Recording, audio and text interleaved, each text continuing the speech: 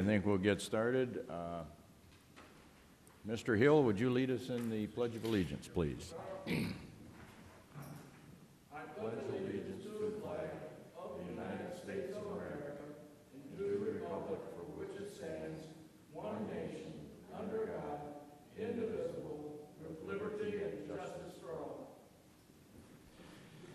Thank you, Bob.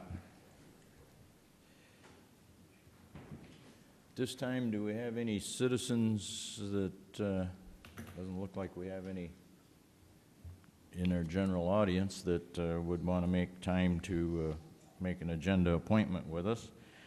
Are there any changes or corrections to the agenda that any commissioner or staff would have at this time? I don't need that. You keep shoving that gavel to me. If not, we have our consent agenda items, the claims, minutes, travel education, personnel action, human services report. Was there any commissioners had any questions or anything on that, on the consent agenda?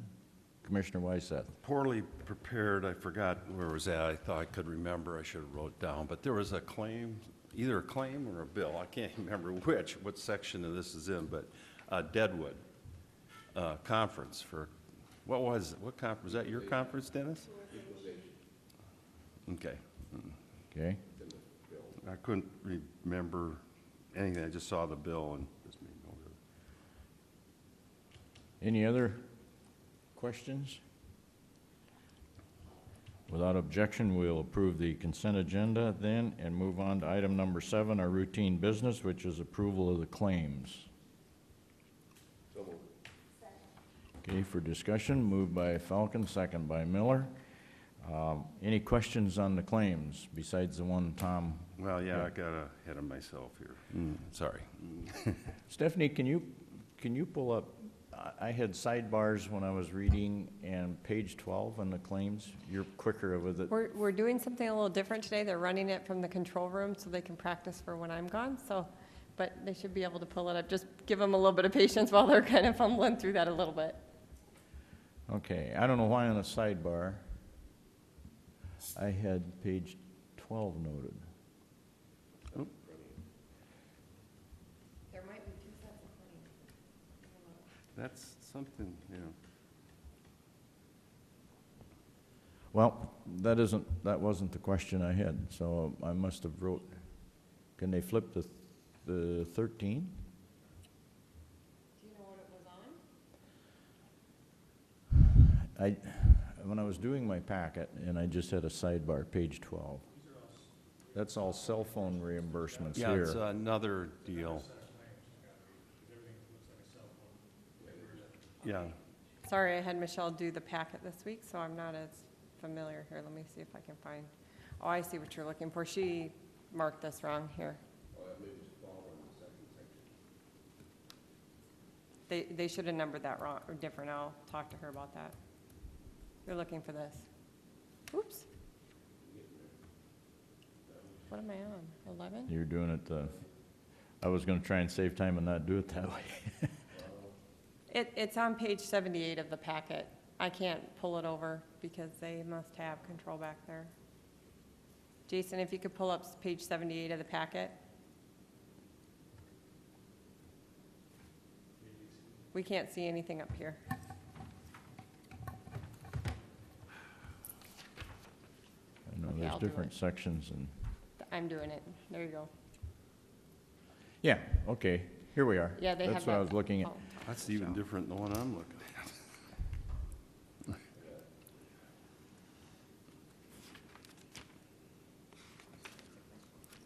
Is it this one, page 12, Don, that you had? There's a question? another Yeah. page 12 too. This one? I apologize. I guess I should have talked to Michelle about that. No, you're fine. Marty, I don't mean to put you on the spot the minute you walk in the door, but on the claims, and I just... Are you talking about the JDC? Yeah. Yep. Okay. On the JDC claims, the cost, the one inventory number, what did that mean? Do you know?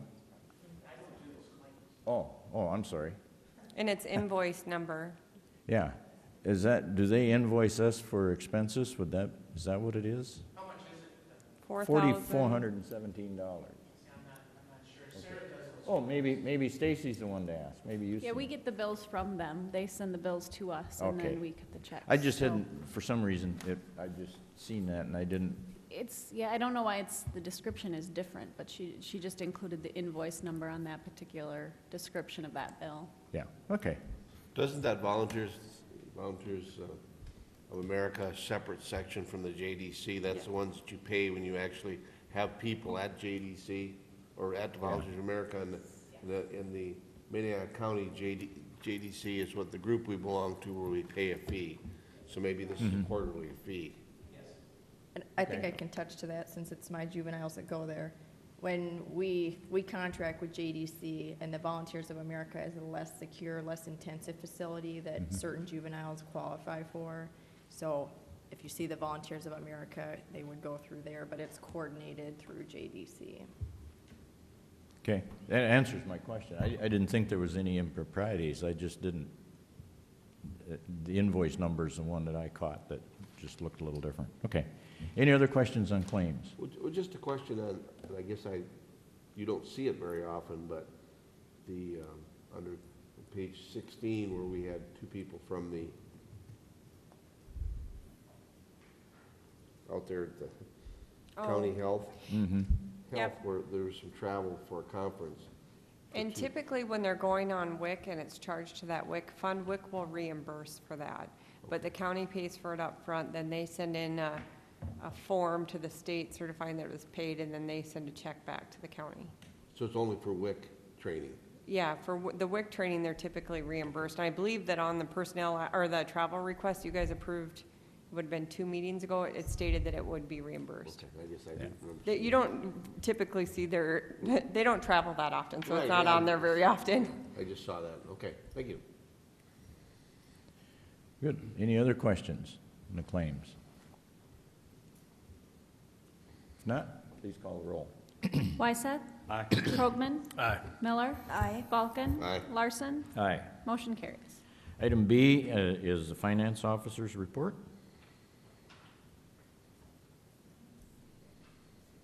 That's me. Yeah, it's Let you, me- and it was a good let me report, find it. pretty thorough. Yes, it's just the typical be it noted items, the auditor's account with the treasurer, payroll and additive totals, highway adjustments, and the register of deeds statement of fees collected. I don't know if you had any questions about any of the report I part of didn't, it. Otherwise, I had some other general questions too that I think were part of my cover The sheet. election issues, Yeah. whenever, Yeah, I guess I'm just looking for some direction on the November election as far as polling locations. I haven't contacted anyone from SDSU about not finding a place at this time near campus. I know we said we would keep in touch with those folks. I don't know if they wanted to hear from you or if they want to hear from me on that. But either way, I don't think they've been contacted since the fire station fell through.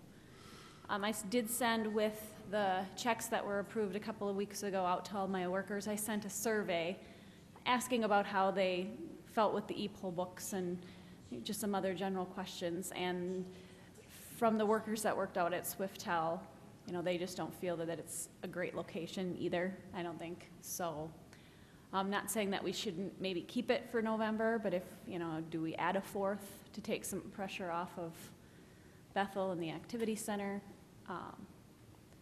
I did have what I think I would probably do if we did add a 4th location for November. I would probably have just 5 workers out at Swiftel and then try to have 7 at a different location if we could find a location that would, attract more voters. I think I can do that. We had a number of workers who couldn't work in June. It's always tough to find workers in June. Everyone's on vacations and busy and things of that nature. So I was kind of running through names in my head of people who said, no, I can't work June, but make sure you ask me again in November. So I guess I'm just looking for some direction from you folks on what you want me to do. How do you want me to proceed with that? And then the other thing was I'd put in a quote from the 850 scanner too. I think there was a sheet in there on that information as well. Okay, she's got a very thorough report and several questions for us.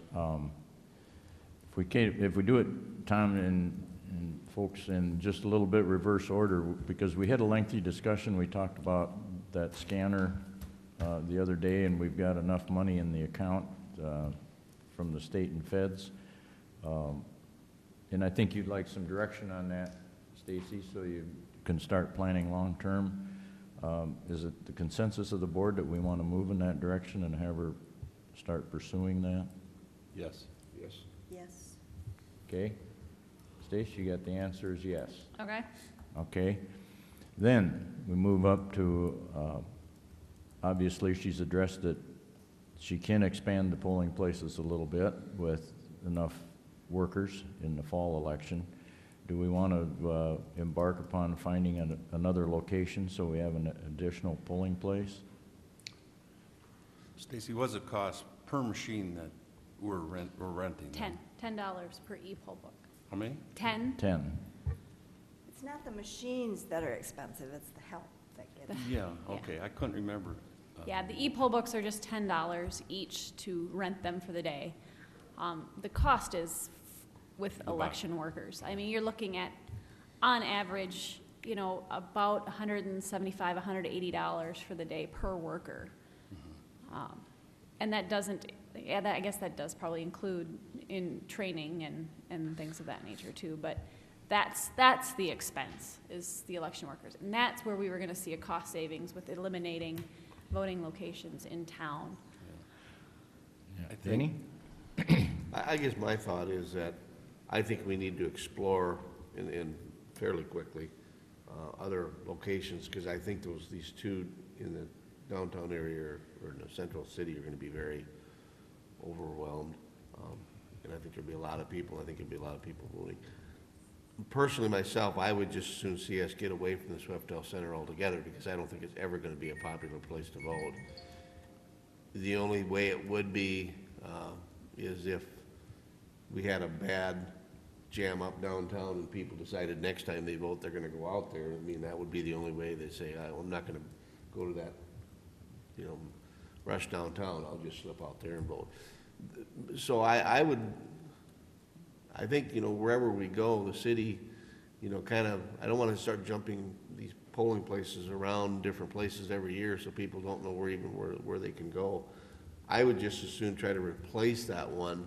So really it isn't more workers, it's just finding something else that's more somewhere in, you know, whether it be as close to campus as we can be or whatever. And I think we left them with the fact that we were going to try to, I don't think we need to respond back to them. They understand that we're going to try to find some place, and that was, you know, they probably should have been following that, you know, the one we thought about isn't going to work. And just, I think it's a kind of a city-county issue. I mean, the city has elections too, and I mean, they should be coming up with suggestions for us too. At the city level, they should be in the city. Together, work together on it. I mean, it isn't all our problem. I mean, even though we're the ones that designate them. State No. statute says the commission ours. sets the polling locations. But I think, The city can do whatever they want. They can either do what we do or they don't have to do what we do. I work very closely with right. the folks at the city and the school district so that we have the same location, so it's not confusing. Well, for don't they normally voters. do the same as we do in the city? I mean, so that's why I think. Typically, there have been instances in the past where, no, we've been at different locations, and it is confusing, but, you know, we're trying to get to a point with these vote centers where if we have 3 locations in town, they're gonna be the same 3 locations everybody uses. And it's ultimately our decision, but I'm just saying that, Right. have the conversation and see what else we can find. I mean, that'd be my thought. I mean, let's just get some places locked down that are gonna work, and I guess I'm not in favor of adding another one. If we've got one that isn't working, let's try to fix that and not add another polling place.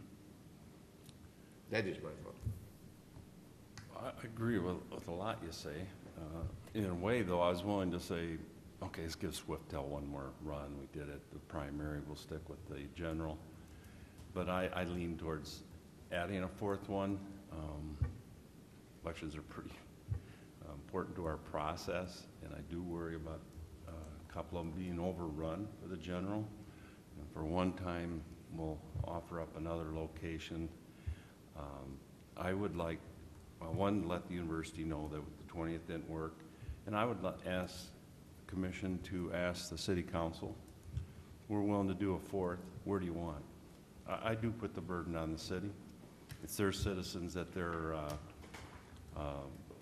providing, we're providing the service, but it's for their citizens. And they are ours also, but they should know where.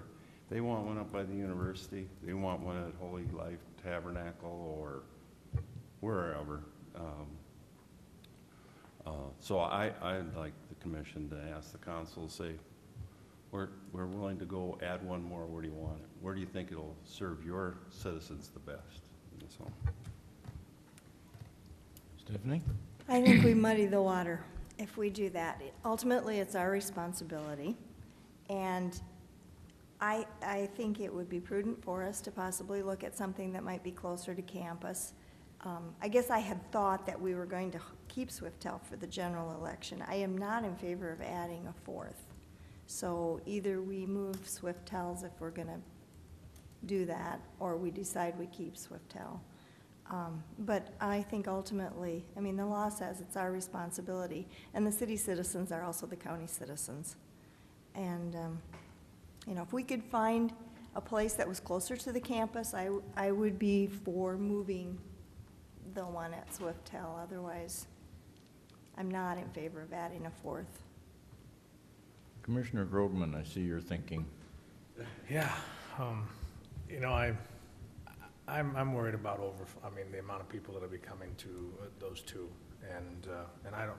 One of the worst things about this is when we run it and people are unhappy and there's a lot of complaints because there was long lines and that kind of stuff, and I just have a gut that this election could cause that, and so I would like to, you know, be proactive on it and add a fourth and put that closer to alleviate those other two over there. Let's see what happens with those four, and if Swiftel is not good, then we get rid of Swiftel and we go down to three. But I'd like to see in this general election, because we haven't had a large election yet with these here. We've had primaries or schools or that type of stuff. We haven't had a large general election, and I'd like to see how it goes with that. And what if something happens electronically with one of our polling places? Now we're down to one that's being used a lot there. If we had a second that could handle some overflow on that, if something happened to the electrical at one of the polling places, we'd have that backup. So I'm in favor with Tom there, adding a fourth, trying to find a location that could be a permanent location that would alleviate what I think will be a lot of people coming to just the two locations. So if we want to keep Swiftel, that's fine. I mean, I'm not stuck into have to have four this election, but I think we need to get one to alleviate those where those two are getting the most use. Commissioner? Yeah, and I think, you know, yes, it's our decision, but I think, as Tom said, you know, it's for the citizens of Brookings that the city council has an ear to the people that live in the city, and I think when we go to Elkton or we go to Volga or we go to any other city, I think we communicate with the city people in those communities, and that's why the polling places are probably where they're at. I mean, I don't say that. I mean, we make the decision, and if your staff, Daisy, in the location that maybe they may come up with probably doesn't fit the criteria we need, we're responsible for making that decision. But I think just having the conversation and looking at a different place, I think we need to have something a little more, not so far outside of the immediate city. I mean, I think that Swiftel, it's out of the way, and people are not going to go there.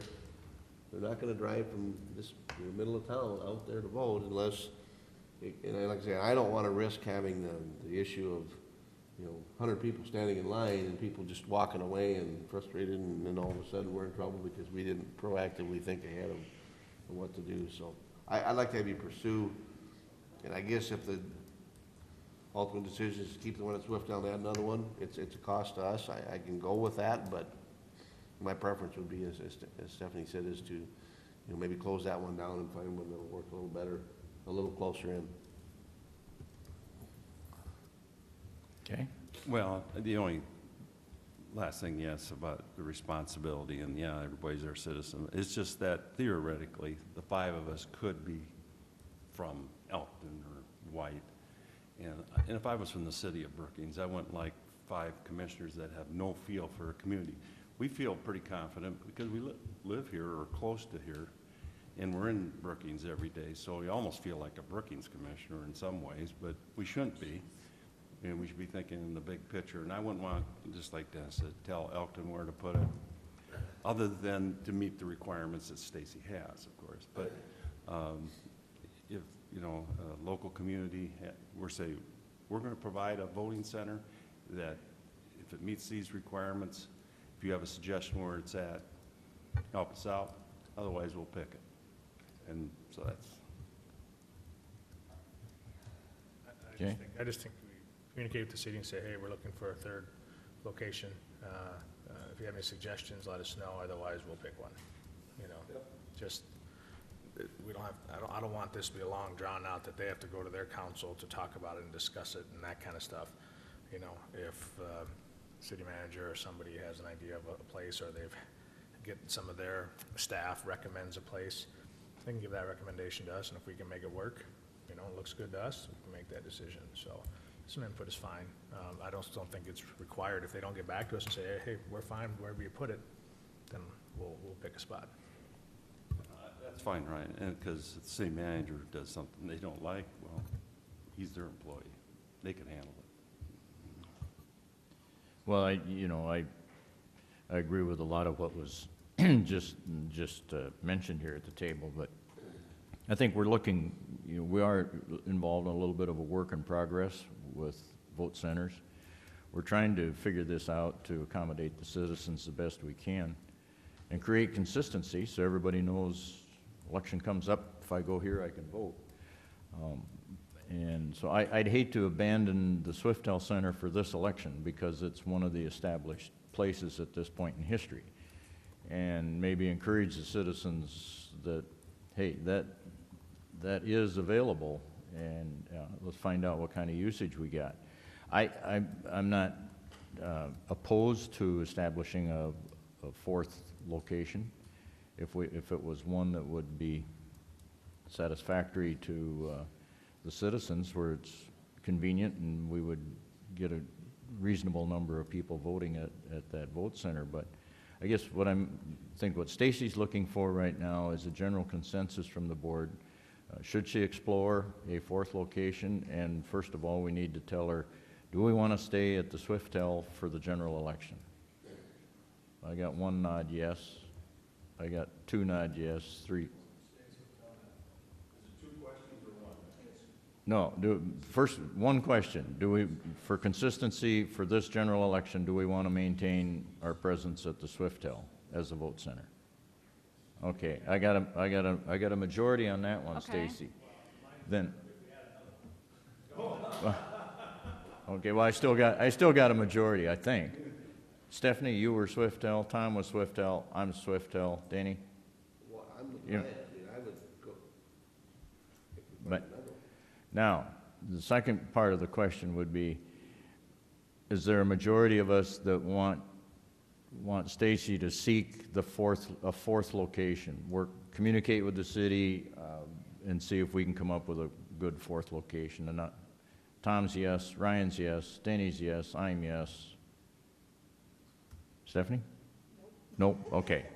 I guess the majority consensus is, Stacy, if you can do some research, or So we'll keep help. Swiftel, We'll keep Swiftel for this but general look election. for a 4th location. But see if we can come up with a 4th location. And I like your idea of the worker change, that potentially keeping 5 and then having 7 at the other one. That would be an increase of 5 rather than a full increase of 7 workers. Right. Yeah. Yeah, thank you, Stacy. It made it, our consensus vote easier, I guess, whatever we did there. But, and on SDSU, I would contact them and say that 20th Street fell through. We're thinking of adding a fourth, huh? Avenue, They're yeah. aware of it. Oh, did we communicate back on that? And I corresponded after the board Oh, made that okay. original Well, I was just decision as reading well. Stacy's. I didn't, Yeah, that, I hadn't contacted them, and I didn't know that other people had. Well, I so think I'm know glad that to hear somebody- somebody had, yes. probably since this is leaving, somebody contact them and say, we're adding a fourth center, and contact the city if you have an idea. And we'll let the city figure out whether they want that fourth up by campus or out Holy Life Tabernacle or wherever they.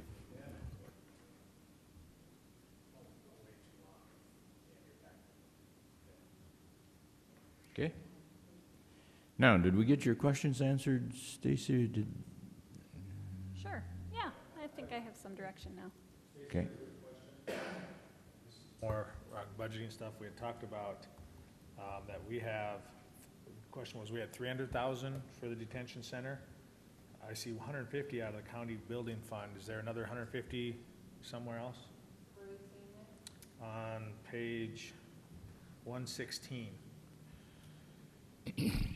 of our packet.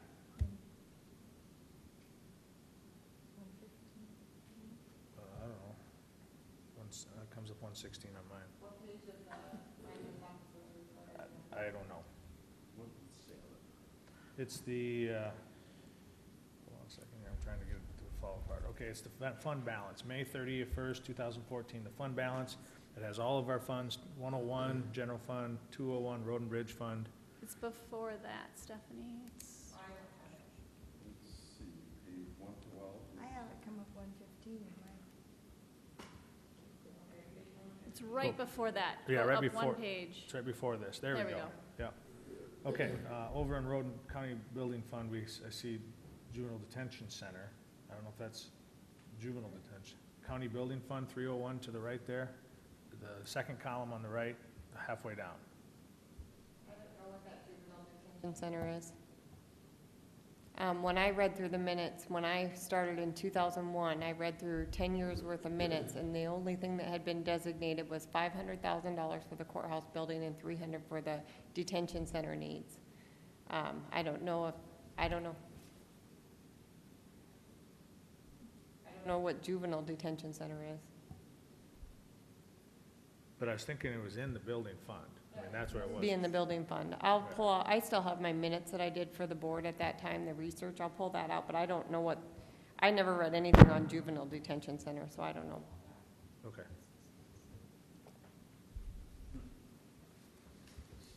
Check into that, I guess, please.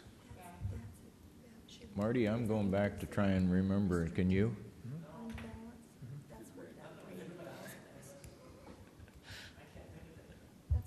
Or does that go clear back before we entered? 2001.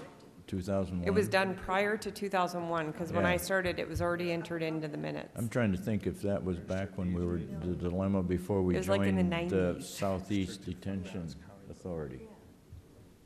I don't know, I read. You recall back then, Marty? If we, I read from 1991 till 2001, and it was before we had the digital record, so I actually read through those See, minutes. these all Yeah. say And restricted fund balance. That's where we found what was designated for the courthouse needs as well as the detention center needs, but I'll pull up that stuff too. I know before we joined Southeast, we had a lot of discussion about the juvenile detention and what we were gonna do, and That was during the time that we were discussing a new jail facility, too. new jail facilities, juvenile detention, all of that we were going over. Because I think we were talking about that we might have to transport juveniles, not to Sioux Falls, Yeah, but to but I other can't, areas.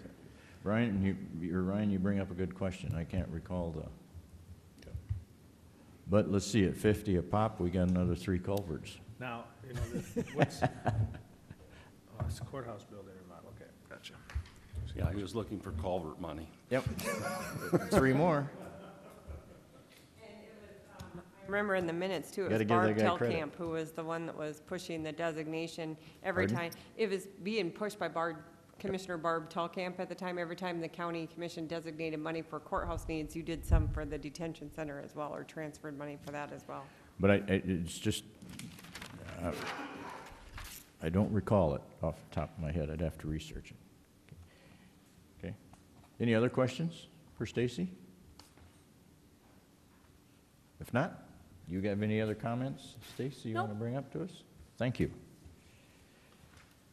Department heads. Mr. Hill, you're on the...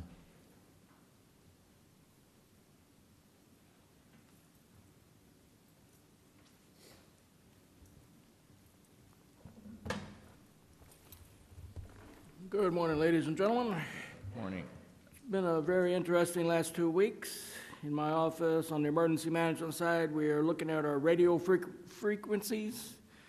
Right now, there's a county emergency management channel that's always been reserved for the civil defense, called a civil defense channel from the early 60s, Mr. Bishman's era. And the county highway's been using it. And the question came up now that they're going digital with their vehicles. Is there a need for the county to still have a civil defense channel? And I'm going to work that through Office of Emergency Management and Pier and you know, because what would happen if there was a major disaster and I kicked the highway department off my channel, and then we still need the highway department to come out and assist. So, but we also don't need to, you know, if we're trying to save lives, we don't need someone to say dump 2 truckloads of gravel in a different part of the county. This isn't nothing against the highway or my office, either one. We just have to figure out how are we going to make it work. And with the new state digital radios and all that, we'll have to see what comes up. I don't want to just arbitrarily give away the civil defense channel if we're going to need it in the future, because obviously emergency management's not used every day, but when it is used, we have to use it and have to be ready. So just to keep you updated on that. Yes, sir. No, that's correct. Analog. It's right now it's an analog. No.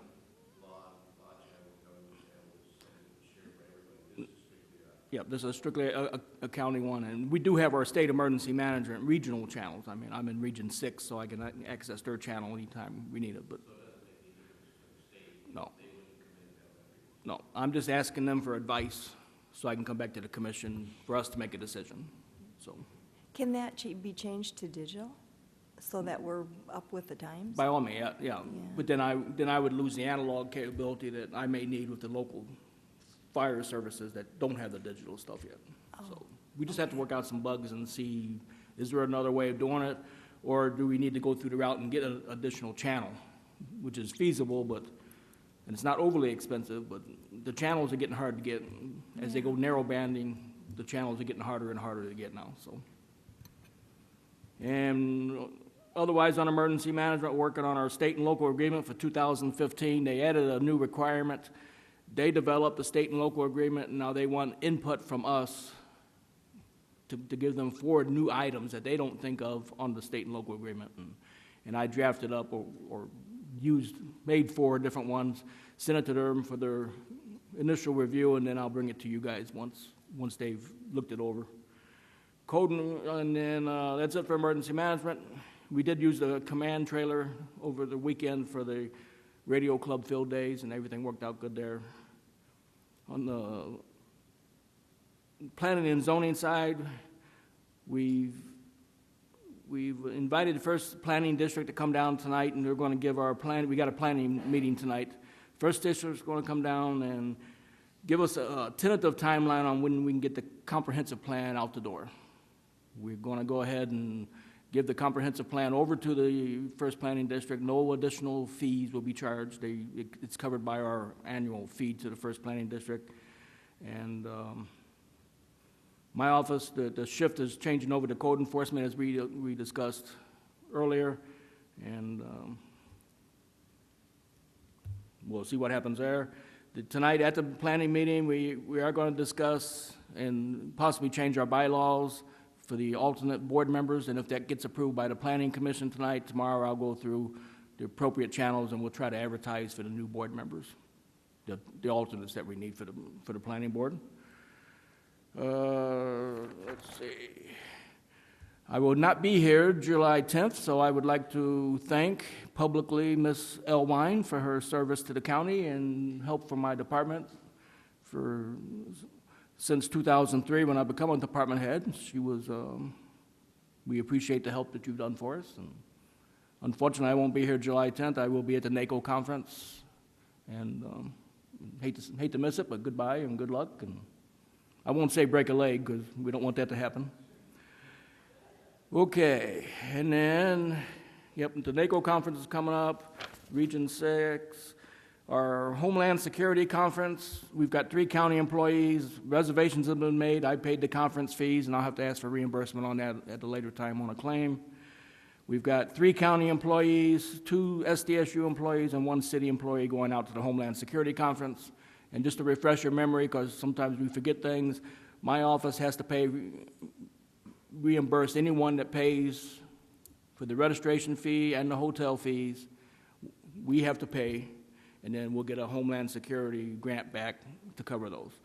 But things such as mileage has to come out of our pocket, and whoever else is going out of their own pocket. I'm not paying for travel for some other department, some other entity. So, other than that, is there any questions? Questions for Bob? Bob, just maybe for the sake of time, I won't bring it up in commissioner reports. Stephanie, were you at a meeting on 211? Okay. I got a letter from Heidi Gullickson at United Way, and there's going to be a meeting in Sioux Falls, I think, on the 27th. Were you aware of that one? Did they talk? Yeah, I think it's July 27th, or was it?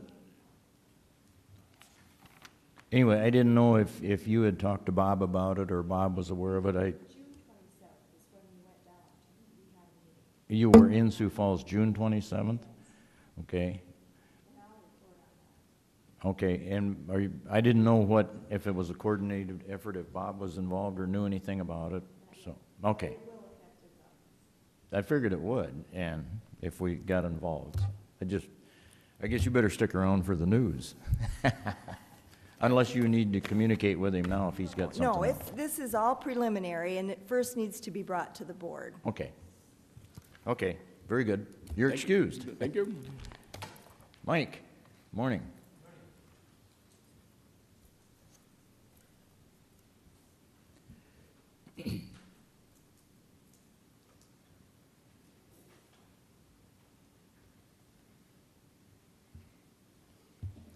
Well, I don't have a whole lot, other than say good morning, and we have finished up spending our FEMA funds. We have the last part of it, we give about $240 to the food bank, and that has finished it off. It had been, checks had to be written prior to June 30th, so, and that was one thing that ICAP allowed us to spend the money on. That's the welfare side. I guess on the veteran side, I will be attending a meeting in Pierre to finalize, we have a national training coming in, and we're going to be finalizing the agenda for it and the setting up, the food and everything for the week-long training. So that'll be kind of exciting, and with me going back to Pierre at that time, I would also like to thank Stephanie for all the help that she's given to the Human Services Office, and she'll be truly missed because now all of a sudden, when it comes time to get the additional funding for our different programs, we have to do more of that on our own, I guess. So we'll be those automatic things won't be so automatic anymore. But thank you again for all that you've done for us. Okay, questions for Mike? Okay, thanks. Marty?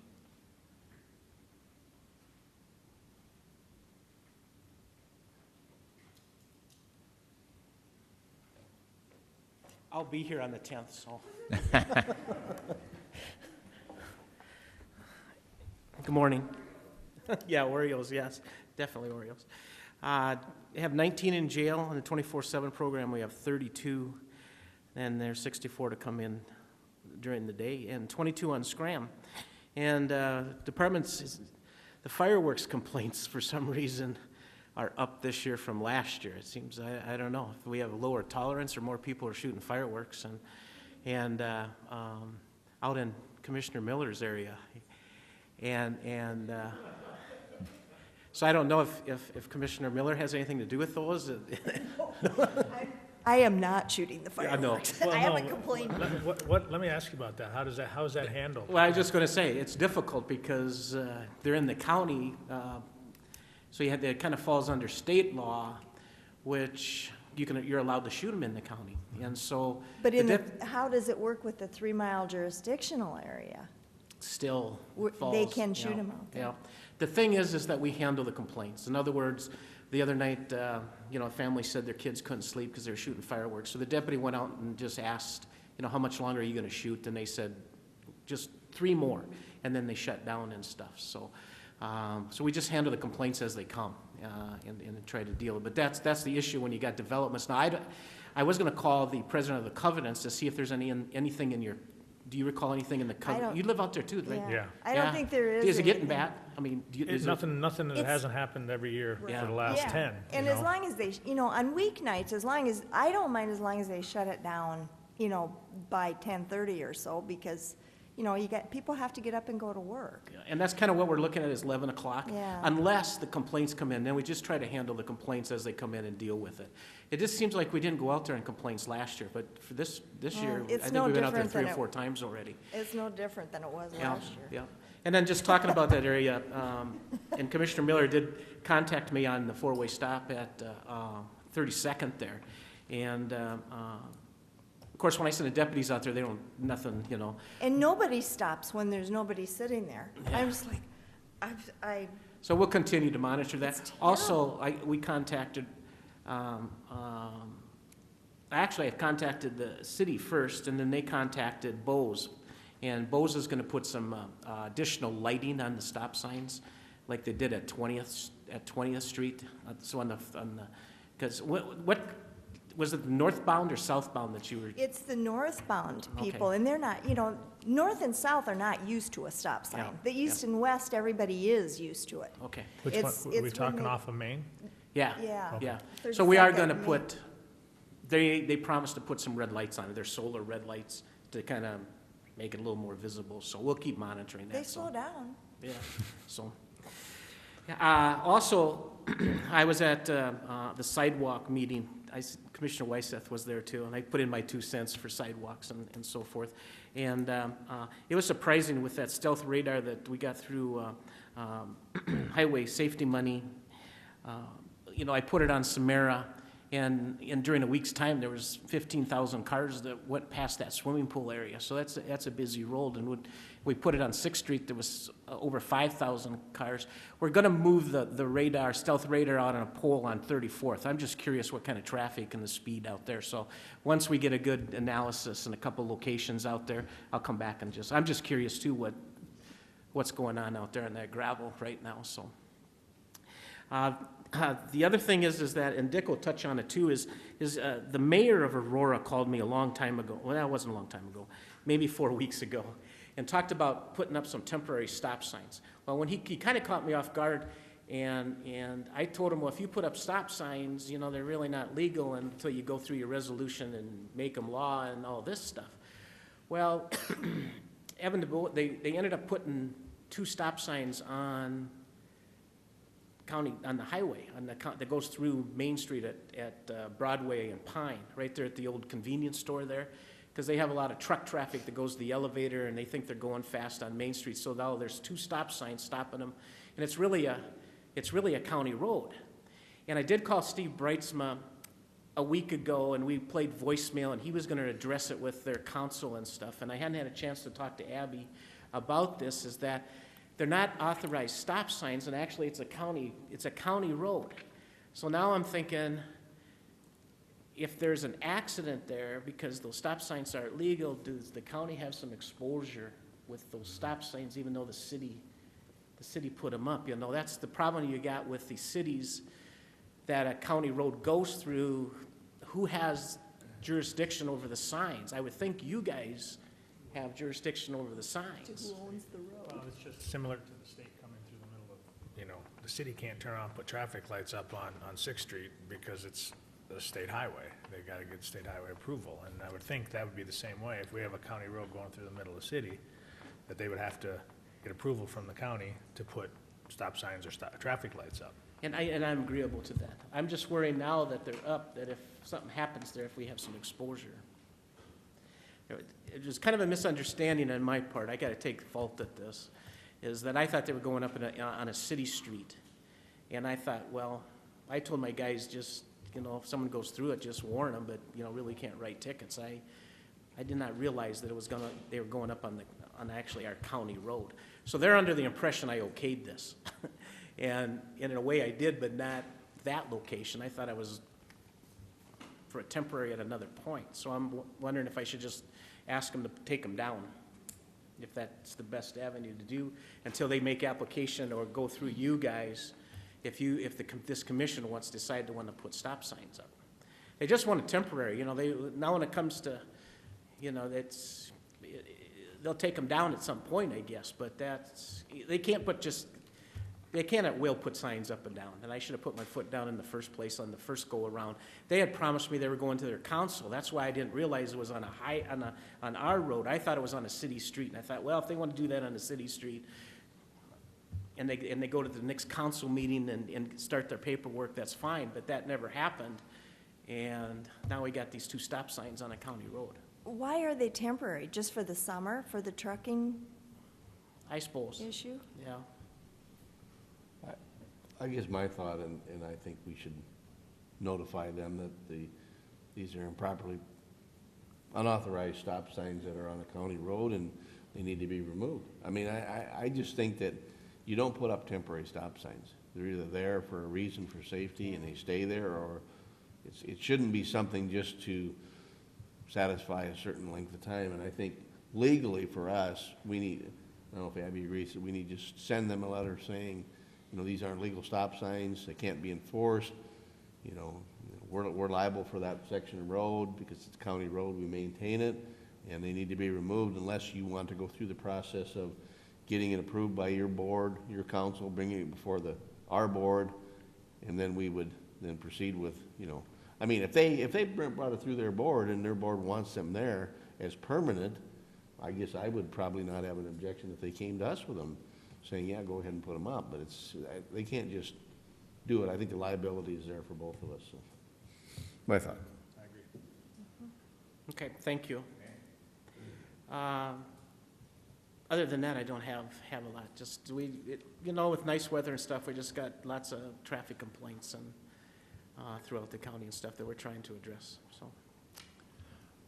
I went at the Volga meeting, and also Dick and Stephanie were there also. I showed up 2 minutes before the meeting started. It was a huge crowd, and therefore I was stuck in the first pew, and that's why Marty saw me, and there was a huge crowd. But Marty did a wonderful job representing the county and himself and department. I thought he made a nice presentation there. They've got their work cut out. We'll talk about that during the, Robert, we've talked about the joint jurisdiction, maybe tuning it up a little bit with a few zoning laws and stuff. Can you put fireworks things in joint jurisdiction type things, law and order type things, or does that fall? Seems like there should be some part of a joint jurisdiction agreement that would have just plain other rules other than zoning rules. We'd have to address that with the deputy state's attorney. I don't have a clue. But it's something we could approach the deputy state's attorney with and get her thoughts at a later time. Yeah, and I kind of think, as I always remember, there's something somewhere that does not allow you to discharge a firearm within a mile of the city limits. I don't know if that's under state law or if that's under something that was adopted by the city of Brookings, or if it was a joint jurisdiction thing, but I think that kind of falls into the same thing. I mean, you don't want somebody, I remember on the police department, we had cornfields right on the edge of the city limits, and people wanted to go hunt pheasants out there. Well, but I think there's something on the book somewhere, and I don't know if it's under city, which it'd be difficult for them to put it in their orders if it's in our, if it's outside the city limits, but there's something there somewhere, so that's kind of the same thing, I think. I think I'll visit with the state's attorney and see what we can do, because the problem goes into Southbrook too. We had several complaints in Southbrook, so how do I handle private developments? It's kind of like dog complaints out there at River Ridge and some of those other ones. The president gave us authority to come on to River Ridge and enforce, dog laws, but it's really private property. They have a road district now in River Ridge for the road and speeding, but, it's just a little touchy sometimes on other issues when it's in these developments. And we just handle them the best we can, like Southbrook too, one end is shooting fireworks and the other end don't like it, so we just go and try to shut them down at a certain time and those types of things. Yeah, I'm thinking about that. I mean, the firearm thing's a little bit different. I mean, if you've got an open pasture a mile out of the city or half a mile out of the city, and you want to, I mean, why would you want to try to restrict people from Well, see, that's the thing. from doing People that? So own- it's really got to be a housing development issue, where there's, a bunch of houses where they can make, they're either in their covenants or in something that, but then That's it's the not deal. enforceable If- by law, Exactly right. If Donnie, Commissioner Larson, or myself want to shoot fireworks out on our farm, is that going to, and the neighbor complains about that, am I going to drive out there and tell Mr. Larson not to shoot his fireworks off? The developments are different when you got housing developments, but yet they're private property. And so without a road district, I can't enforce any speeding. I can enforce DWI. I can enforce drunks in private developments, but I can't enforce driving regulations on private developments, except in River Ridge now, which they got a road district, so I can enforce speeding and those types of things in there. So it makes it difficult for my office to handle some of those things, but we do I think my officers do a good job in handling it. Normally, everybody cooperates with us. At River Ridge, they're families, and they understand that their neighbors are trying to sleep, and we make it work every year. Good thing about it, it's only once a year. When they do it during it in the wintertime, everybody's got their windows closed and nobody hears them, and that many shoot them off. I've never had a complaint during the wintertime around Christmas on fireworks, but. Marty, wouldn't that be the same as a noise complaint, though, getting away from the fireworks itself? Absolutely, and that's usually how we handle it, is like a noise complaint. Yeah. Even though it's made by the fireworks and Yeah. you can't disturb somebody else's peace. Absolutely. So that And that's where we fall back on. Absolutely, that's what we fall back on, is noise. Absolutely. Well, I want to make it clear, I have not complained. No, I didn't mean to put you on the spot. I just, I'm not shooting fireworks either. Unfortunately, fireworks was designed for everybody to see and hear. yeah. I have a Yeah, Vietnam veteran yeah. that does not care for the fireworks at all. Thank you. Okay, thanks, Marty. There was no more questions for Marty? Okay. Going down the line, Richard.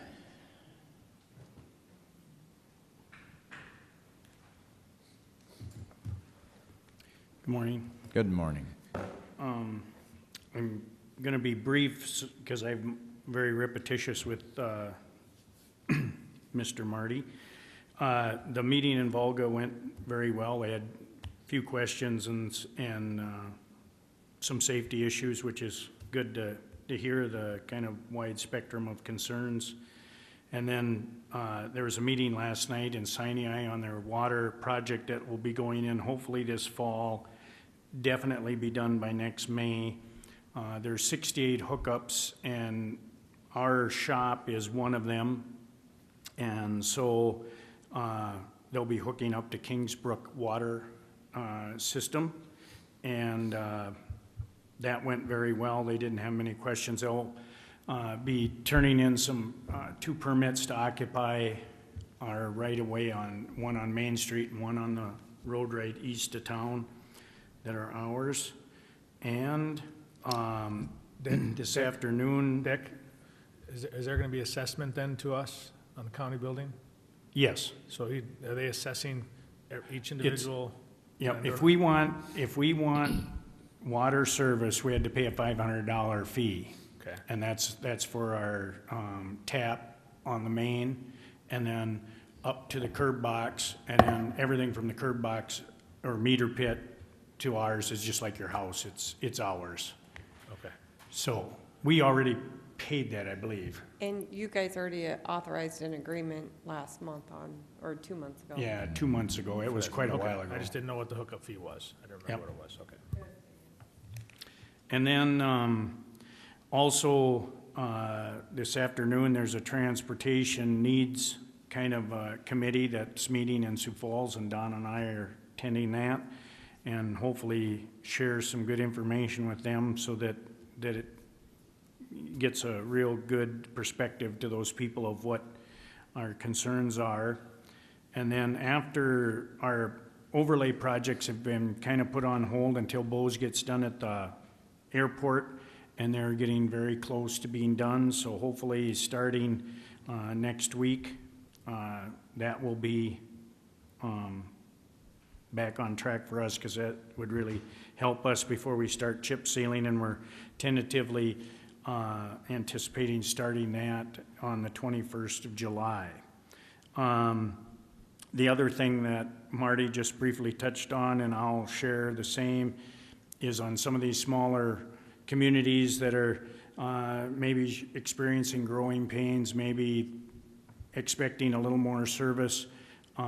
They're kind of being exposed to jurisdictional controls and the do's and don'ts. And, you know, in this day and age, it's probably not a good policy to just do things by what you think is best. It's best to follow proper protocol. So as things come up, we'll just keep you informed, and you can make that judgment, you know, whether you want them to occupy our right of way or not, or if they want to pursue taking over jurisdiction like Dennis suggests in some cases. That's an option too, but just so you're aware of it. And then last, I'll be here on the 10th for Stephanie's going away party. I would not miss it for the life. I had a trip to Austria planned, but I've canceled that. So thank you. Dick, we got a question for you. In preparation for tonight's meeting, I guess, I know it's the legislative committee is doing this. What's your take on what they're looking for from us? And what are you gonna prepare to take down there, and what kind of things are you expecting? Well, I guess briefly, what our Highway Superintendents Association has suggested, that if there's any things that really need priority attention, like, for example, our financial help on buildings and structures, and that's one. And I kind of want to go up with some of the things I picked up at NACE, that, you know, the costs of materials and everything are going up exponentially, but yet the revenues that we can generate are not. I'm sure people will bring up different aspects of, like, the gas tax and stuff like that, because they have not been changed for ages. And so that's what I'm anticipating, I guess, going down there with kind of a few things that I think will be, I guess, important definitely to Brookings County. And I'm hoping to, you know, with the feedback from everybody, that we can kind of cover a whole spectrum. From you people, I think you just be, like Don, a good source to hear some of the concerns, and a lot of times you find out that it's not a Brookings County issue, it's statewide, and you'll even find it's nationwide in some aspects. So I'm just happy that they have taken the time finally to put people out there that are willing to listen, and it won't be just the southeastern part of the state. You know, they're having them all over. So 6 different locations, I believe. Well, I would hope they would call each county up and have them instead of having just a free-for-all and somebody getting up there and spending an hour talking about their particular bridge or road or something, and then hopefully it flows for you. And I think it's important to thank you and Don for going down to represent Brookings County. Okay. Yeah, I don't think they want it to be project-specific. I think they want it in generality. What are the issues that are facing you? I mean, what are the key issues in your community? You know, One simple one that is kind of site-specific is at the STIP meeting. I forgot to tell you about that. I went to that one in Watertown. I tried to address, next year, they'll be doing the bridge 6.5 miles north of Bruce on 7. And that's a pretty large project. The bridge that's less than a half mile north of there is kind of like a diversion. It's a relief for when the Big Sioux comes out of its banks. And I suggested to them that, really, there ought to be a way that you combine those projects since they're scheduled only a year apart. Not only would you save on your mobilization costs, you could probably get a better competitive bid because the guy would have more work. The other thing is the traveling public would only be inconvenienced by the road being only closed one time instead of 2 consecutive years.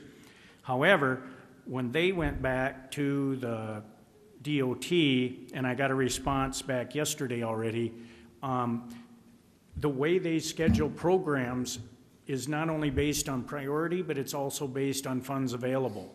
And so they do this juggling, I suppose, accounting type of balance sheet affair with their funds, and it worked out that these two could come consecutive years. Well, if I wanted to change and go to, I want them both done in the same year, it would have been the earliest they would have scheduled it was 2020. And I says, no, we're not doing that. So if people question you of why, what a silly thing, they're doing this bridge this year and they'll do that one next year, there's a reason for it. So, but I checked into it anyway, but that's another issue that I'll bring up down there, that fiscal responsibility goes a long ways if you look at the whole picture instead of this and that. But everybody's job always looks easier from the outside looking in. Any other questions? Questions for Dick? Okay, thanks. Thank you. Vicki, you kind of snuck in there a little bit later. You got something from finance?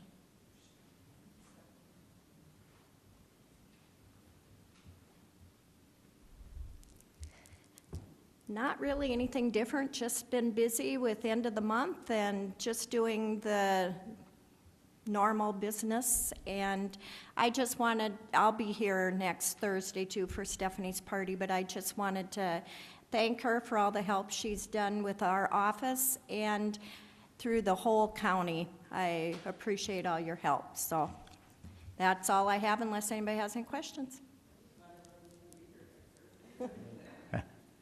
Okay, thanks, Vicki. Moving on to our regular scheduled agenda items.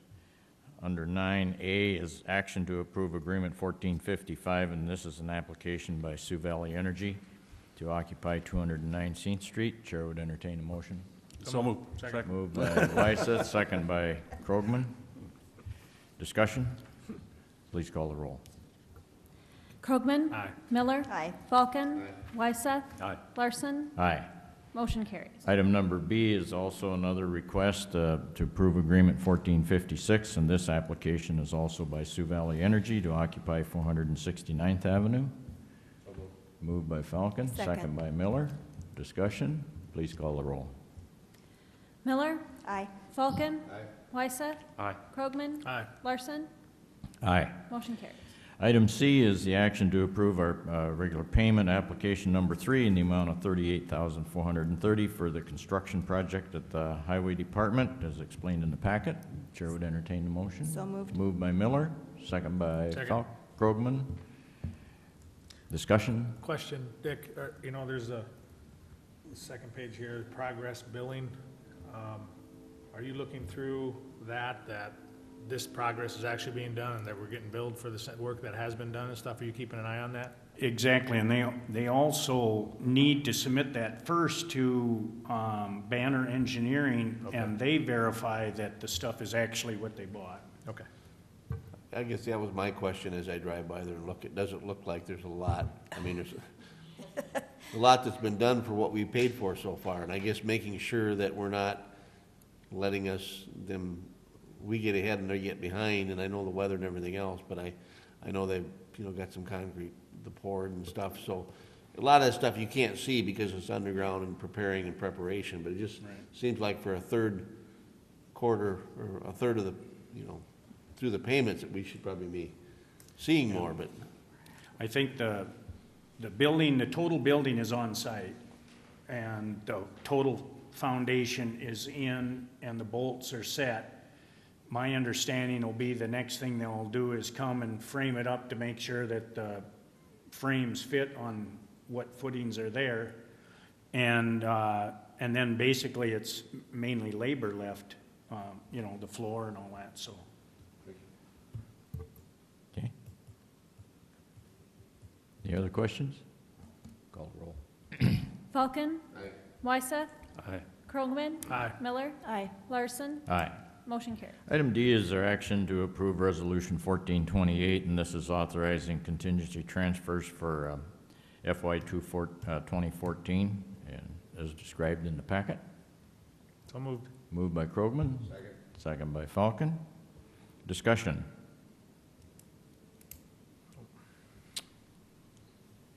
Hearing none.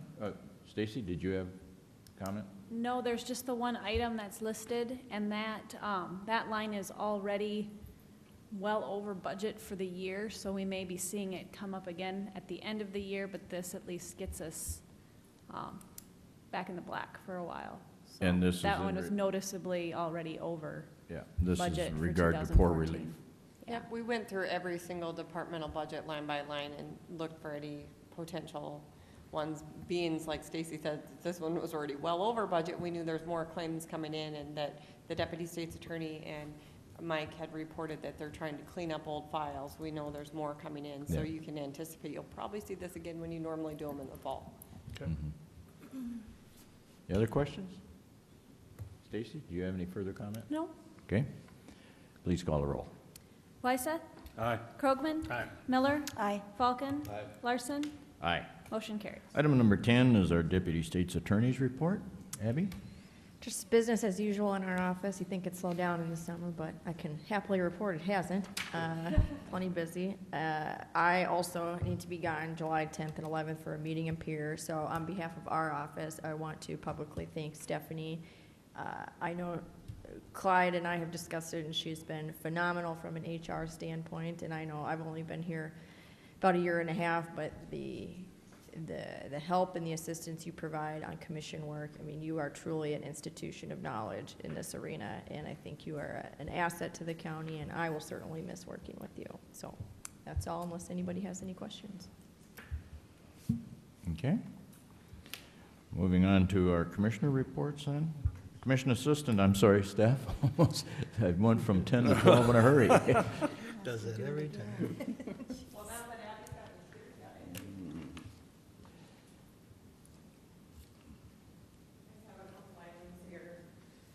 Okay. First of all, I received a request from one of my employees for, I didn't bring it, it's on my desk. It's an adjustable height workstation. It's for Michelle so that she can either sit or stand at her desk. The cost is about $350, which is the same as the keyboard trays that we buy for employees. Because you would get the bill after I was gone. We have the budget ability to pay for that. I want to make sure the board is okay that I submit that claim, since you'll be seeing it after I leave. Okay. Also on your desk this morning, I handed out a copy of the State Association's Fall Convention. If I could please get a response from who's planning on attending that, I'll make sure that Jessica gets, or Jessica or Michelle get this coordinated before, we get it taken care of before I go. I was talking to Stacy about this yesterday. I think I made reservations last year already, so I think we already have hotel rooms, but I need to call and check. So, but we'll make sure that that's all done before I go. If you guys want to tell me who plans on attending. I do. Yes. Dennis and Don. September? Yeah. Tom? Yes, okay. And I'll send an email to department heads, so you guys will get email from me later. I think I handed it out to you at a work session that you were having, that the Tahoe that you asked us to pursue for the county vehicle is not available. Did you guys decide what you would like them to pursue in lieu of the Tahoe? I think you made the comment, or maybe you were the only one that commented. Looked like the Expedition would be the next the second choice. I did hear that, but I didn't hear really, I You heard didn't hear a Dennis's comment. I consensus. didn't hear anybody else, so I haven't done anything since. I guess you didn't hear my head rattle when I kind of agreed with Denny last week, so. Okay. Okay. I don't I have an will opinion make on cars, I just don't. So I'll That's fine. go to Commissioner Falcon's guidance there. Okay, so I'll go ahead and get that started as well. I can't remember if it was Dick or Marty that was helping me with that, but whoever I think it was Dick who was helping me. I'll make sure we get that done too. Couple other items just on my report sheet, and I don't know if we have a work session scheduled after this for your budget, and I did get everything. Stacy and I went through all the changes line by line yesterday and made sure that we had everything in there, and then I came back last night and plugged them into our budget document so that I could actually see where we finalized, and I have that for you to review during your budget work session. There are a couple things on this list that I handed out to you that I just want to maybe note a little bit so you have a little background about why they're on there. Can you tell us what page you're on? And I'm we'll- starting on page 1, and I'll Okay. just walk down the list here. The first one, the zoning board alternate, you guys are already aware that that's coming up. The reason why that's listed is typically when we have those positions come available, then we do a public notice. My staff know where that information is and how to publicize it, but I just wanted to make sure that it's on your guys' radar still, and we had discussed doing a new member to the Brookings Regional Railroad Authority as well. Oh, there we are, Denny. The elevator software, that one's kind of been addressed. Jeff and I are kind of finalizing that now. We've got the contractors from Cone and Schindler kind of working it out now. I did ask for Claims Associates to give me the liability and property insurance renewal claim early so I could get that done because it's about a week-long process to get through everything and make sure that it's charged back to the right department. So I did get that done, but in the future, someone should print off that list and have departments just go through and re-verify that those items are still on there. Typically, I print off whatever we've surplus for the year and then look at it and take anything off that's no longer needed, but it'd be good for someone to go through that again. Well, that one's self-explanatory. There's a couple other ones on here. The strategic plan follow-up, you guys are aware, I already sent an email to the Cheeseman Center and directed all future correspondence regarding the strategic plan to the chair and the vice chair, and they have since responded to you, so I'm sure that that's gonna be just fine. I don't know if you guys remember, but the multiplex was scheduled to, or the multiplex, I should speak to our section.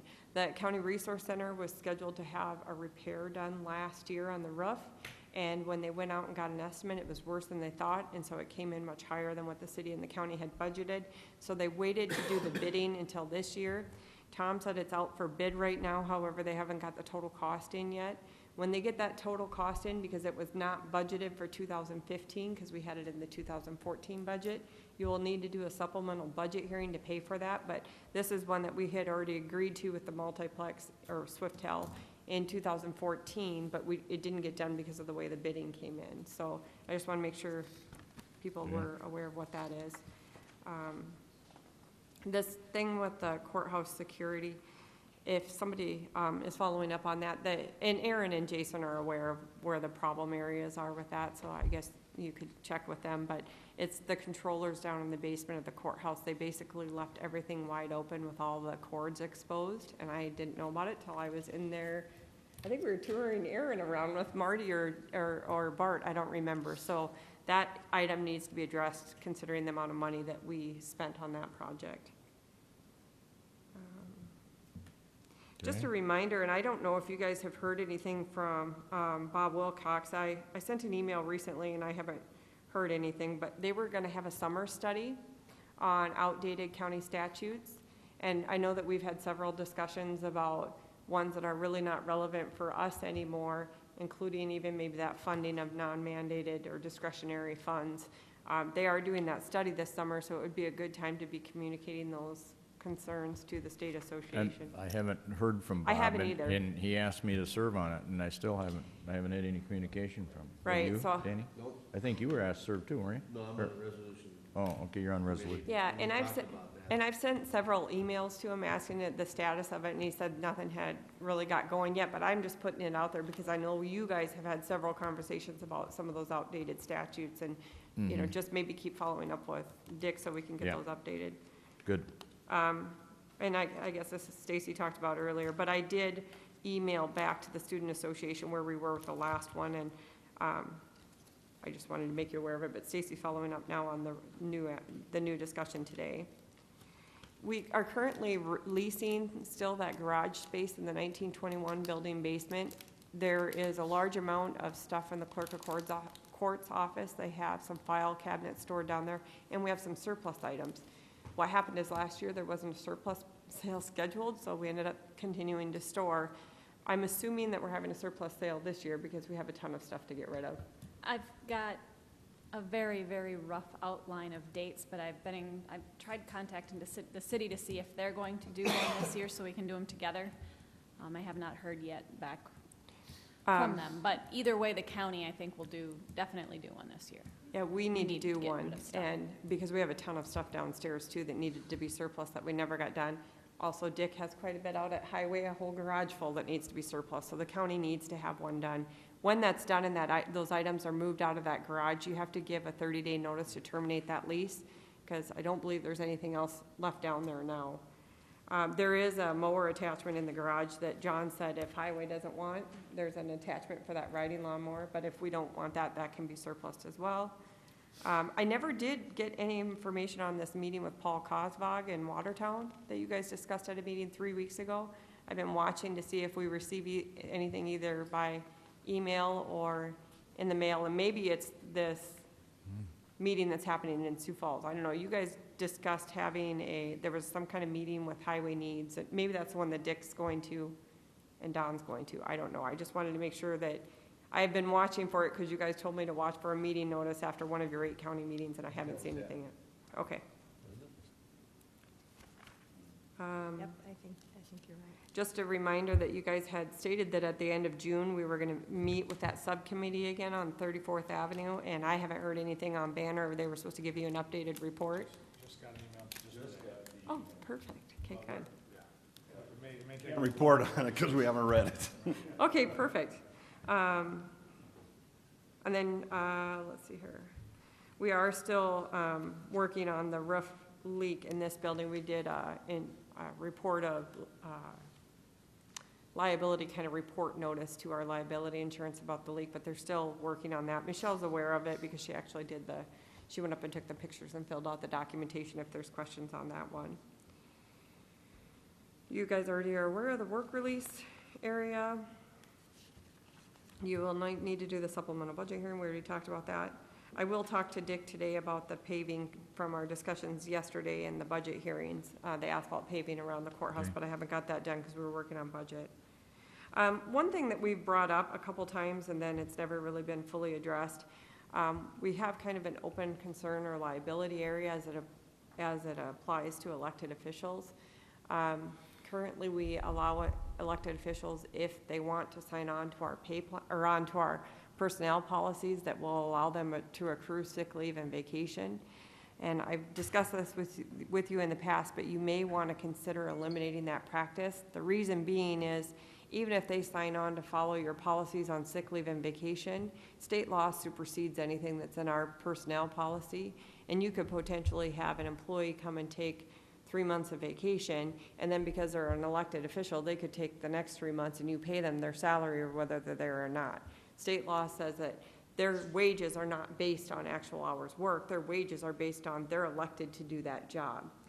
And so it's probably been 3 years since we've had the conversation, but one of the things that we've talked about doing is at the end of elected officials' terms, paying out their sick leave and vacation, and then no longer making them report those sick leave and vacation hours in. Because it really doesn't make sense to be, it's a double exposure for the county. You're giving them access to your sick leave and paid leave benefit program, but state law says they don't even have to follow that. We had an instance in the county out west where there was I don't remember if it was an auditor or a treasurer, but they were elected the position. They had another full-time job elsewhere and they never came into the office. Of course, she didn't get reelected, but they could do that. And one of the things that I've got questions about from other counties is they had commissioners or a board that called me and they had an elected official who was I don't know, had a reason to be gone out of the office for 3 months following an event, which typically they would give their employees 3 months paid leave. And they wanted her to come back, and she said she wasn't ready to come back, so she wanted to take another 4 weeks. And they wanted to fire her, and I said, you can't fire an elected official because they get their salary whether they're here or not. So it's just a liability exposure to the county that you're offering duplicate things. We've talked about it in the past. It hasn't been addressed in 2 years, and I'm just putting it on your radar again. Okay.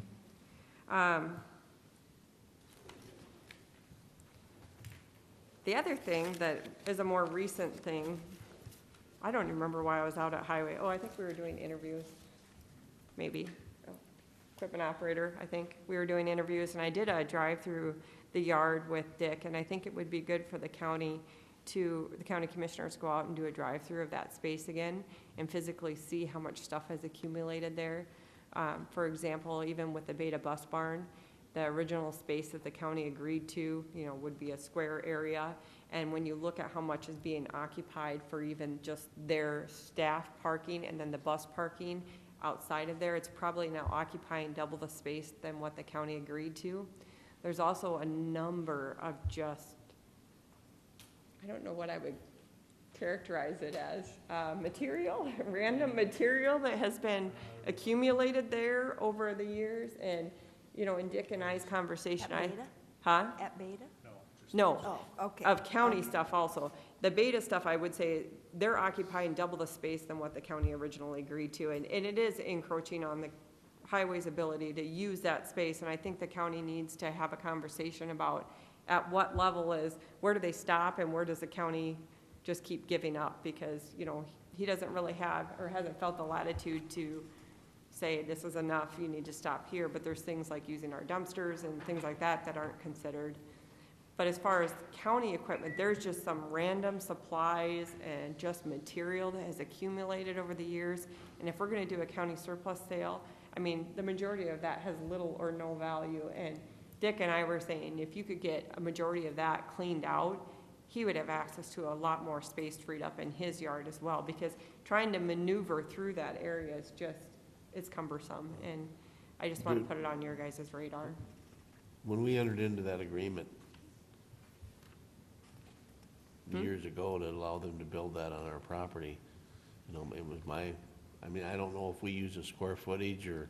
The agreement said that it's I don't remember if it was what kind of it might be just in their regular agreement book, but it said that the county was agreeing to give the space at no charge, and then it was going to be the state's building. We didn't agree to anything outside of that building. Yeah.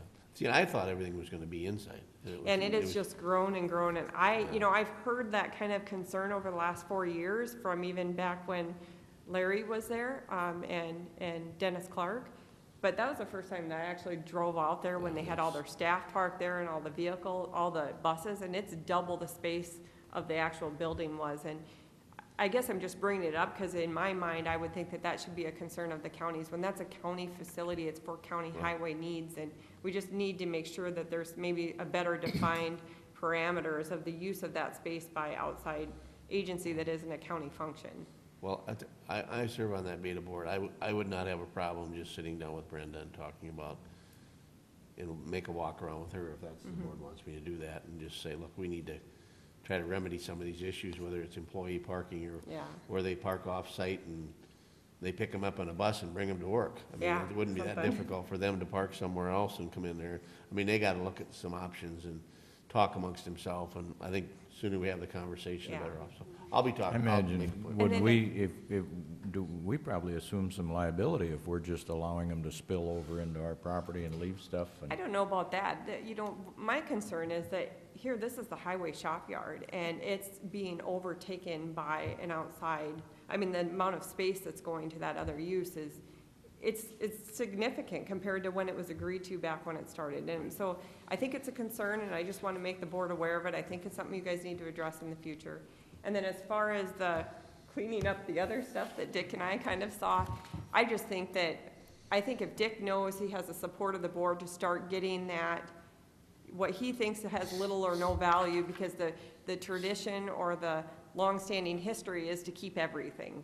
Well, I don't know if that's really in our best interest when some of those items have little or no value and they're just taking up space. And I think if Dick felt the board was supporting him moving forward that way, he would proceed as that way, right? Based on our conversation, so that's the other Well- thing I'm just gonna bring up to you that I think you should. You bring up a very good point, and what's the consensus, folks? I mean, I don't have any problem, Dick, if there's some stuff out there that's in your way and you don't need it, let's dispose of it in whatever manner we have to, but how's the rest of the board feel?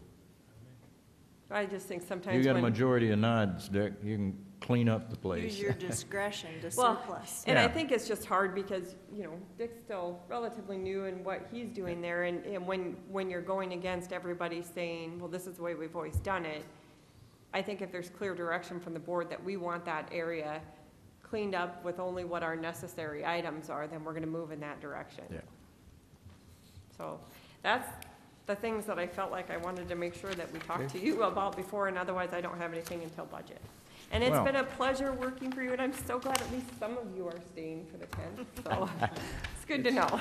Well, Stephanie, I'm kind of like Mr. Hill. I'll be with him at the national conference on the 10th or en route to it. So I just want to publicly say that it's been a fun time. I remember the day that we hired you, and you far exceeded the expectations that Emil and I had the day that we brought your recommendation before the board for official hiring, and I'm amazed at your abilities and your ability to retain. You're just like a walking filing cabinet for us, and I'm truly going to miss you, not only as a professional, but also as a good friend that I've created over the years. Well, I Thank plan- you so much. You're welcome, and I plan on crashing a few county conventions, so hopefully I'll Okay. get to hang out a little bit more in the future, too.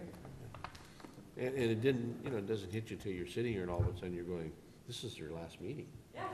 And we're not gonna have you here, and I would hope maybe if I could make a call once in a while and lean on you a little bit if I have a question, once you get down there, because I think there's things that are gonna come up, and we're gonna say, where were we at on that, what did we do on that? And I have told my staff too that I'm gonna have to change my phone number because I've had this phone number since 2001 and it's one number off of the county commission office number. But I promise I will give you my number after I change it and you And guys can have my emails And I too. promise I won't send you an email at 10, 11 o'clock at night either. Yeah, cause I'll No. respond, so. Yeah, there we go. Okay. Now we can move on to commissioner reports and discussion items, and I think I started with Danny last week. We'll go down to Mr. Wyseth. That leaves Stephanie in the middle all the time, but, That's where I am. yeah, that's where you are. Okay. 20th, we had a meeting, Stephanie, that you were gone, and on the job description and general, and we had a public meeting, had a couple people there, Robert. And then I had growth partnership that day, and I don't have a list of businesses. They focused mostly on their long-term plan and financing, and that was the primary, budgets and things like that. So 25th, I was at Volga with Dick and Stephanie, and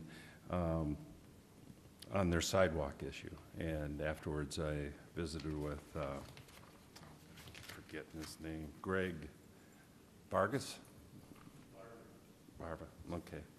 Got a card somewhere here. But on that, we've had a lot of discussion about it. It started with Sinai, who owns roads? Well, there's also, I'm still confused a little bit, ownership and jurisdiction, but a couple things have come up. One is we gave some roads to the city of Brookings, or had a resolution before Ryan, 2011. You guys probably saw that. Stephanie or somebody researched it for us.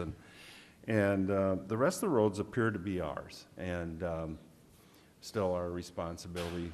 Don looked into right-of-way ownership and this and that. A couple of things that have come up is Greg mentioned and Dick mentioned, two counties. Dick mentioned, I think, Lawrence And Dick mentioned down in Minnehaha, where counties put in ordinances that if a city annexes both sides of a county road, the city will sign it over to them. Well, those two counties had trouble with a couple of cities that annexed everything but a few feet right next to the county road. And so I guess I want to thank the city of Brookings that they're willing to step forward and take over roads. Of course, part of it is, and this may be the reason they do it, is 20th Street, 20th Street and South Main, they have big plans for it. Obviously, we weren't going to do what they want to do. So if they want to accomplish a 4-lane, 5-lane, or whatever they want, they're going to have to do that, because we're going to just maintain the county road as it is. I mean, I have no intention of putting any 5 lanes in anywhere. So maybe we just leave things the way they are, and if a city wants to ask the county to put a 5-lane road in, we'll say, inside their city limits, we'll just say, go to it. We'll give a resolution to give you the road to do it, and just leave the ownership or jurisdiction, which I'm not perfectly clear yet what the difference is or whatever. But so that's for your discussion and whatever your opinion is. And drainage, Stephanie Miller brought up where we're at. I took it that Jeff Weldon thought it'd be great to have a public meeting so all 5 of us could be there, so the public can hear the discussion all at one time concerning the drainage out of the city of Brookings, and whether that's one issue. And then the second issue, of course, is what we heard from Doc Knaus and that. And so we could follow up with that, and that's probably would be a possible county-city venture. Stephanie Elwine mentioned the Cheeseman people have been in communication with Don and I, and they were wondering, what, let's get it going, where you guys been? Well, we've been busy, I told them, and I said it's hard to plant trees when we're busy putting out forest fires, but where are you folks on? One of the last emails, they said, this is a perfect time for you guys to plan for your future and reorganize your. Do you want to add that to our list between drainage and 34th Avenue and hiring HR and hiring a commission? Do you want to get them in here? I put them at bay for right now with my emails, and so until now. So, to back up Tom a little bit, he and I have been corresponding on this whole Cheeseman thing, and so we just, rather than 2 of us emailing them, we just decided Tom would email them back. But I was a little bit of the same opinion that Tom, that we got enough on our plate right now that, I don't think we can fit in another meeting with somebody else until we get some of these other. Well, we had the budget too, and Yeah. I guess maybe if you had a date out there so we don't let it slide and slide. I agree with Ryan there, and Ryan's a good taskmaster on this strategic planning and culverts. So do we have a date? Maybe we could start throwing some things out. They are going to be in Sioux Falls in mid-July, and they did this month. I'm going to be gone. I'm going to be gone for Stephanie's thing, though, and I'm not giving up my trip to Minnesota. Sorry. I'm gone, of not course, like Dick, mid-July as well. giving up so. Austria. So I quite honestly, Tom, as I've been thinking about, I don't know that we can get anything done until in August sometime. I don't want it to go into September. I want to get it, we need to stay on track and get it done. Commission assistant done. But we got these other 2 positions that we're working on, finalize our budget. I mean, I think if it's all right, find a time in then I will August. communicate with them that sometime in August, preferably towards the back end. Would that be appropriate? Okay. Yeah. I think I'd like to finish it up before the end of the year, obviously, if we can. Pardon? I'd like to finish it up before the end of the year and finalize it. Oh, yeah, definitely. The I'd next like to meeting probably have has us to be well on our August. way in September, Sounds good to me. And I agree, I don't think we want to rush and just say, well, now we've got our 5-year plan or a 10-year plan or whatever. We've got the information is there, and I think that's the important part. when we put it together and decide what we want to do. But I do think it's important that we have the HR staff on and the commission assistant staff on board to be at that meeting, not to do it and then say, oh, here's how we came up with this, and here it is, and so. Yeah, well, there was a homework assignment, you know, in their last communication to all of us, and I haven't done my homework, I'll be honest with you. I've been kind of busy with a few other things that have been popping up, so I guess I just wanted to get some space here, and then, so we can go back and focus, but not put it away on a shelf and be done with it. So I'll contact them. That's all I have. Okay, I was on vacation last week, so didn't have any meetings there, but since our last meeting, on the 19th, would that have been our last meeting, I think, or right before that, we had the Joint Powers Board. Dennis and I met there, and we finalized an agreement for the cleaning services for the building, and then we finalized our budget. And as we saw, our budget was reduced from the year because of cost savings on the cleaning, and also just projections of utilities and things like that. When Stephanie put that budget together, it was, you know, kind of a guesstimate of where these things would come in, and so now we're coming into a little bit more tighter and solid budget where we understand a little bit more where utilities will be coming in and our costs to run and maintain this building. So that's something we worked on and got that taken care of. It was a fairly quick meeting. Dennis, if you want to expound on it or anything like that. So, but actually, that's, like I said, the only meeting I went to or had because of vacation. June 17th, I attended the budget meeting and the Harvest Festival, and Elkton always outdoes themselves. It was very nice. On June 18th, we worked on budget again. The 24th, I assisted all day with the 4-H horse show, and I enjoyed that. On June 25th, I went to the Volga Community Center and listened to the sidewalk discussion. I don't know if they're getting get that done or not. They had some citizens that definitely wanted it and some that definitely did not. So I don't think they had any definitive answers. On the 26th, I went to a domestic abuse meeting. We'll be working on budget there as well. I'm plenty budgeted out. On June 27th, I traveled to Sioux Falls with Heidi Gullickson and some of her board members who were United Way representatives. And I brought back a packet, which I will give to Stephanie, and it can be in her office. And I don't know if you've noticed in the news, for example, when Matt Michaels was talking to people who had the flooding issues in Canton and the tornado in Wessington Springs, he said call 211 if you need help. And they do a lot of really good things. And people who need volunteers to help them clean up, for example, can call 211 and they'll help them line up volunteers. They have a teen texting program. It's shown that teens text rather than call if they need, suicide prevention or that type of thing. They have all kinds of programs, and it's based, United Way would be a partner, and possibly the city. She brought back information for them. They didn't have a representative that could go. And it's based on the 2010 census of our population.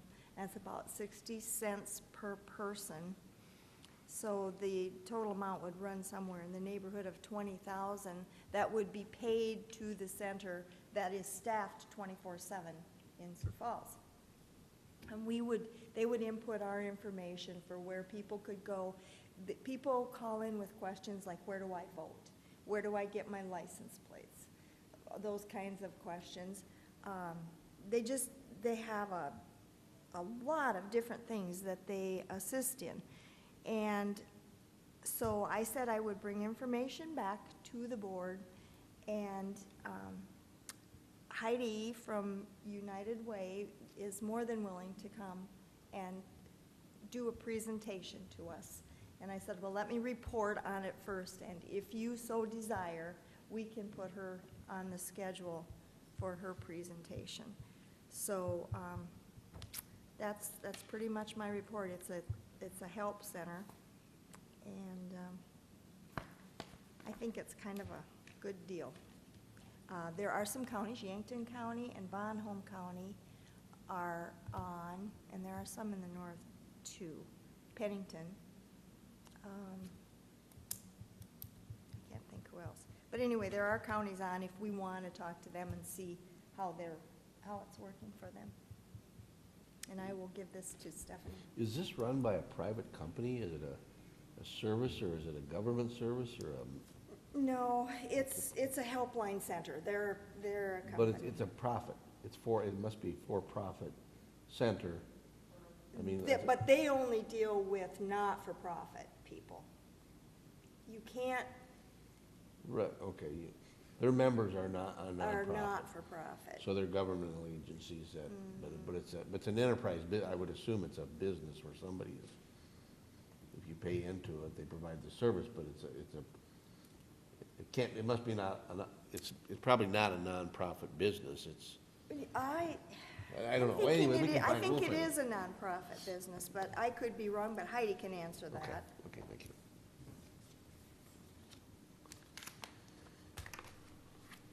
So then this would become an annual Yes. discretionary budget item.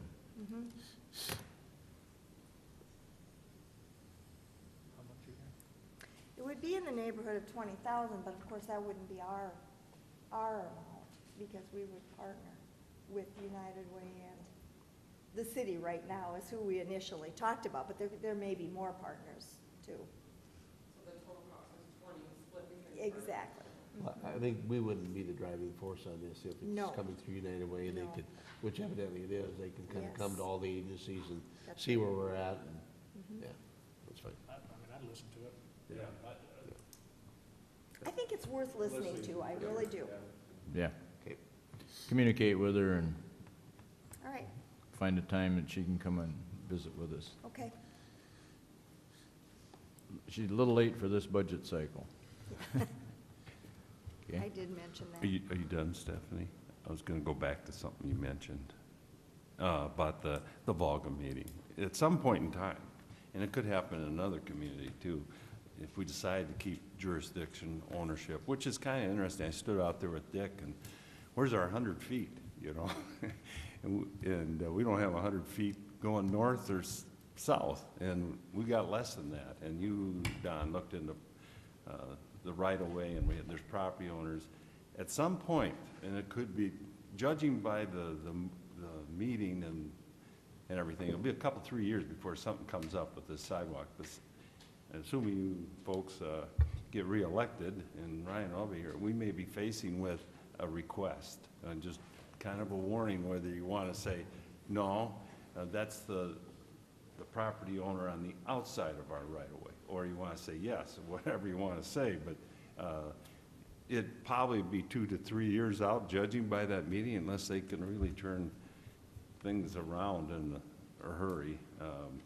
Because there was a fair amount of opposition, but the people that would support it really weren't there either. So I'm not in on their politics over there, but I think we maybe requested, I got requested outside the meeting when I was standing there, and I said, well, you guys got a ways to go yet, and we need to work on our jurisdiction ownership things. But just as a follow-up, it's just not under the table, it's out there.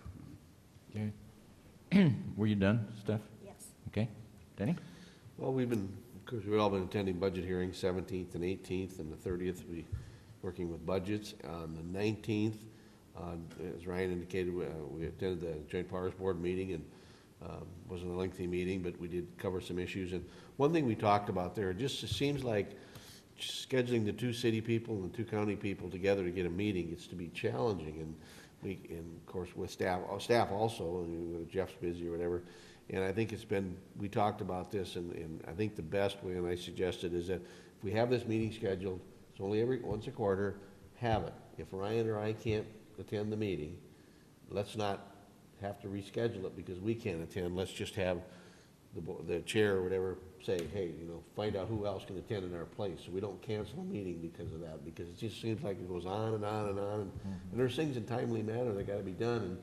And at this meeting, we were short one of the city members. There was only 3 of us there. So it does happen, but I just suggested, and if you agree that that's probably can be done, that you would be willing to sit in if Ryan or I couldn't make it. It's not, the decisions we're making aren't really decisions that were kind of crucial at the beginning when we were talking about the structure and building it, that everybody, if you didn't go to the last meeting, you wouldn't understand it. It's pretty much now just routine stuff, so everybody agrees with that. That's kind of what I suggested. And then on the 24th, I had a 911 conference call, and we're wrapping up our RFPs and done our interviews for the statewide GIS system that'll be coming in place, and big things coming out. It's where all the mapping will be in one central location in the state, and all that data will be pulled from that particular company that's serving that. So a lot of changes in 911 into the future, and they did have a meeting after that last Thursday that I could not attend to move forward with the selection process, and so we should be got another call here next week on 3rd this week to talk about that. So that's all the meetings I had. Okay, thank you. Just like everyone else, attended budget sessions, job description, work session, and no other official board meetings or meetings that I attended except those, and then done some work, as Tom said, on trying to figure out right-of-ways and ownership, and I think maybe what we need to do is work with our staffs and Abby and your staff, and kind of get it resolved in all the small towns, so that everybody understands. So as little issues come up from time to time, I know we had a tree involved, or in Sinai, and now we got sidewalks in Volga, so that everybody understands. And and research found that in Volga, where there's a right-of-way, but it isn't consistent as you go from north to south through town. It can be wider or narrower,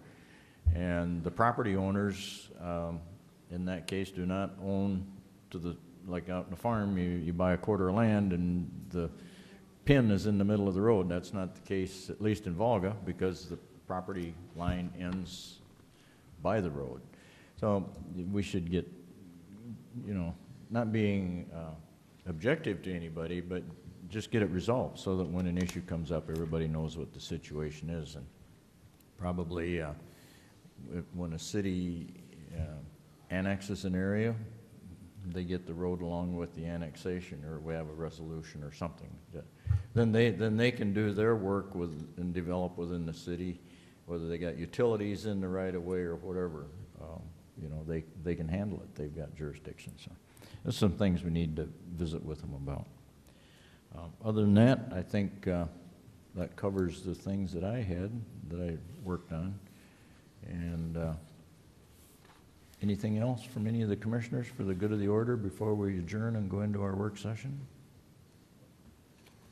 Ryan? Oh, I thought you were reaching for the mic. Oh, just adjusting. Okay. With that, I'll declare us adjourned, and then we'll enter into our work session. Yeah.